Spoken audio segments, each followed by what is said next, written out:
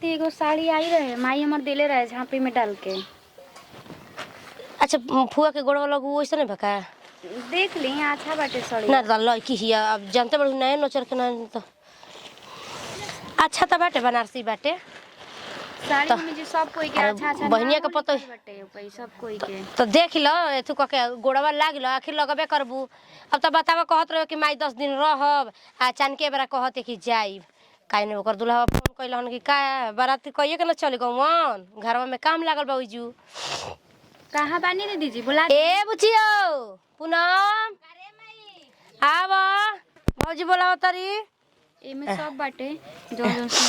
बहनिया के पतो ही जाए के कहती है तो उ तो अभी माने तेरे वो चली घरवा में जइते नहीं है तो झापी सब देखा न देती तेरे वो मांगता नहीं खाली बहन ई कले के भय बैठल हो भौजी झपिया देखा देले बनी हम हमरो जे खाती जोन बक्सा वायरल लो अपन कुल रेथु क देले बनी देख ले रे बुचिया हई साड़ी देख लो तो दिखा दियो गोड़ लागलो खुश रह आई के एकर कौन जरूरी रहे रे मयुआ अरे आवेला ना तहरा के देले रहली ह जाए द बेटी हौ दू गो का काला 10 गो दिया तो बेटिन खाती के कमे बाटे ऊ कहां गली हवी का जनी भौजी का दिन कोने गई ए कनिया यो मौसी के पतो ये कदम एथी हड़ी एने से ओने हेने सन छम छिम करता ही रहेली जितेंद्र बो हां मौसी जी कोने कि तू रहबू ना तू कम से कम रह देखा त ना दुनु लइका रोहता ना सब फोन कइलर ना कि कहिया आइबी त कनी ठीक मौसी से पूछत नहीं त आई बेचारी रहले त छुम छुम अरे पहले रहबी एथु पर छौना के दिना में बेचारी के काना में झूल न गई रहुवे ठीक है बाटे तब का करी तब तो हर तैयारी कर दे मर मीठा बांध दी ज्यादा बुचिया तो अबे जाई तू बेरा से रही दीदी जी बाद में जाएम दू चार घरवा में काम लागल बाटे जनलू हम रहबे करती घर में काम लागल बा ना यही चलते हमरा के जाए के पड़ी ठीक ना ना तो दिक्कत ना रहू खा ली दू कर चली एगो बात कह दे तनी अब तो चूल्हा छुआ हम ही ना करब 2 दिन बनाई मार कहत रही भौजी के हाथे खाई चलो घर में हो कनी चल माई खाए खाती है आहो मिठाई बांध के दे दे तनी रख ला अपन बैग में दिमाग से उतर जाई चलो बुचिया के सब आ दे कर ले आ फिर आई हो त लिए आ का कर भी रे ले जा अपन बैग में रख दो बैग में रख दो मिठाई बांध के कनिया के लेके आवत तनी हरे भजनिया हो मोरे भैया बहिनिया अरे प्रभु जी भजनिया हो मोरे भैया मर्दे त जोगी बाबा आ गइल हरे माटी के देहिया जय जय जयकार हो। नमस्कार बाबा सौभाग्य रहा पुत्र। अच्छा ये बताओ बच्चा का इस घर से भिक्षा मिल जाएगा? भिक्षा तो मिल जित बाबा लेकिन अभी बड़ा समस्या बा मेहरानू के डिलीवरी रहे मैया बहनी लेके गइल बा ऐसन कुल हॉस्पिटल है तले फेरी लगाई हो सकेला त आप घूम के तो आज ही तो मिलिए जाए कुछ ना कुछ। अरे पगला जो तोर लाल होई जब ऐसन बात हाँ बाबा हाँ ठीक बा शाम के हम आइब तोर दरवाजा एकदम आइब बाबा पर फिर लगावत एकदम आइब अरे माटी के देहिया तेरी मई कपड़ा पैसा तो लागता दीदी जी के संग चले अरे का कर बुची जी दीदी जी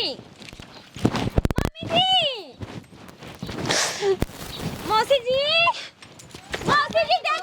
का हो दीदी जी के जल्दी आई ना अरे जल्दी आई ना देखिए का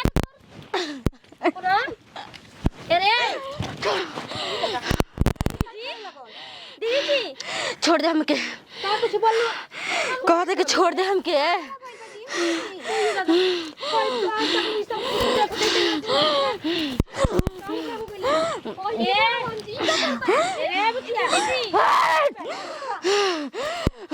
हमके छोड़ दे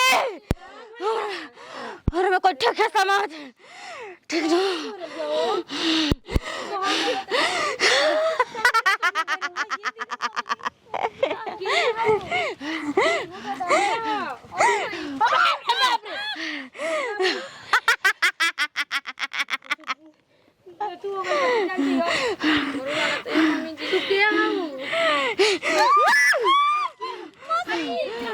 अरे के है बताओ ना अरे जाना तनी बोला फोन करा के मौसा जी का हम बला के लेके आवत तनी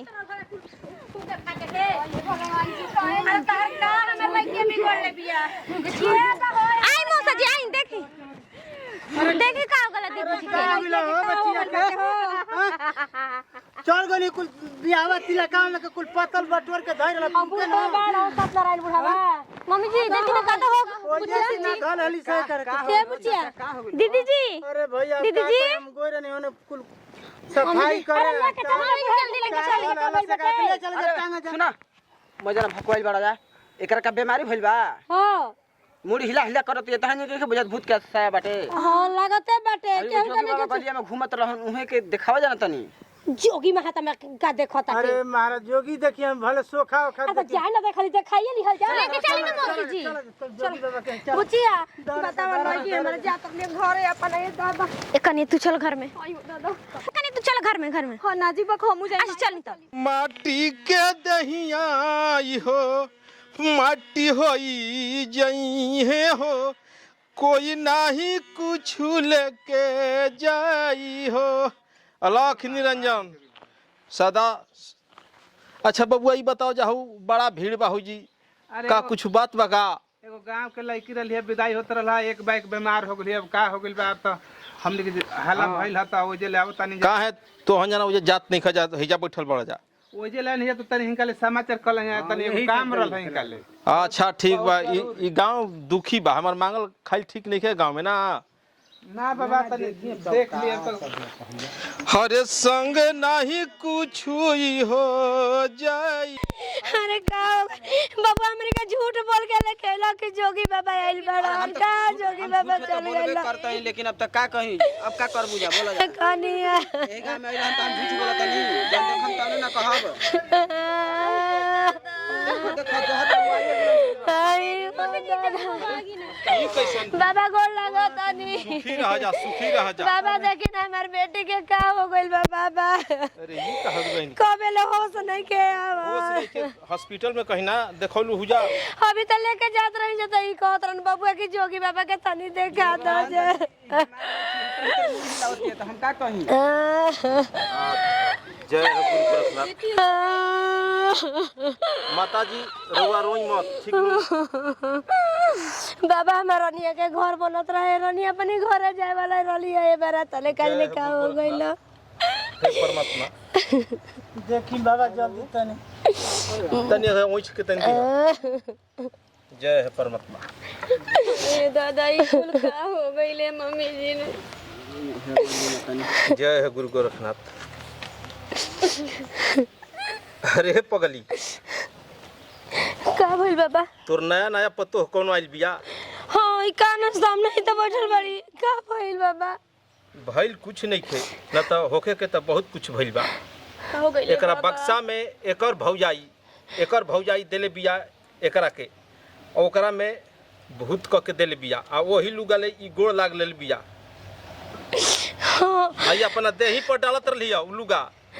तब जाके एकर ऐसन भइल बिया काहे कनिया तोहर भौजाई डाइन बिया हमारे बेटी लौकली ह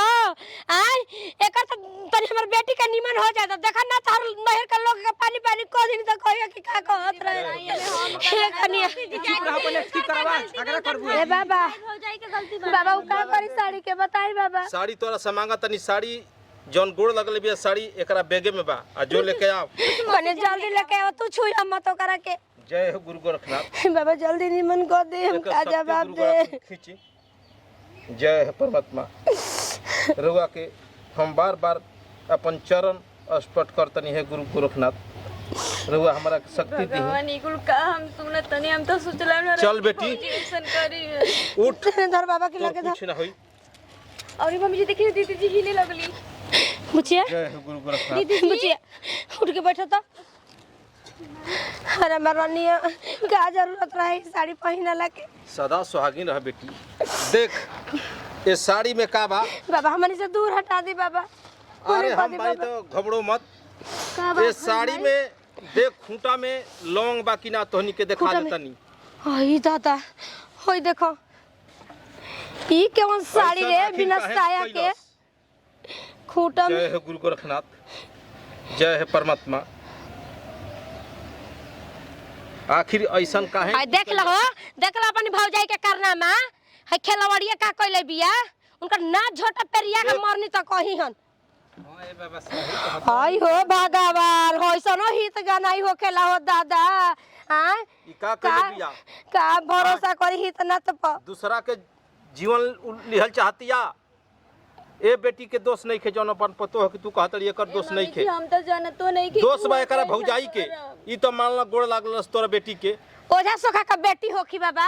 वैसे हमारी बेटी से कौन दुश्मनी रहल ओकरा भौजाइया के ओका त चाल चल के बोलाइबा झोटा पेरिया के ना नंगे क के अपने गांव में मरनी त ठीक है कही बेटी हमरा के चले दे बाबा ई का होई एकरा के हम ले जाके जला देतनी कि घर ऑफिस में बाबा की जय कुछ गोड़ लगा बाबा के मुड़ी पटक के गोड़ लगा मैं रानी आज बाबा ना रहतन त ना लागी उहे गुदरी दम में दान कर दे बाबा के दान कर दे बहुत मेहरबानी बे ना एक डाइन वाला दान करे बाबा रवल ले जाई हमने के ना चाहिए ऐसा साया साड़ी चल हम एकरा के ले जाके जरान कर देब रे तोर घर एकदम छिया छिया हो जाई तोरा घर में एगो भगवान बानी के हमारे बेटी के कुछ ना होई तोरा घर लौटवनी में। ना तो हम कहा लेके चिची आई थी का जवाब दे दे बंदा से जय हे गुरु गोरखनाथ बाबा हमारे घरे चली बाबा तो जाने के कितना बड़ अच्छा फेरी लगावत तनी चल तोर दरवाजा पे आवत तनी शाम के ठीक बेटी अपन हाथे दान करी है बाबा के ठीक है मैं कहे नहीं जोगी बाबा के चलते आज हम धरती पे जिंदा बने चली मम्मी जी अब ये पूछत बानी अपना भौजाइले हम कि कुल का कइले बड़ू हमर घर पूछे के नहीं खे ओकर तो हम एथु निकालत नहीं चल देखा तो ठीक है ना कल हम हाई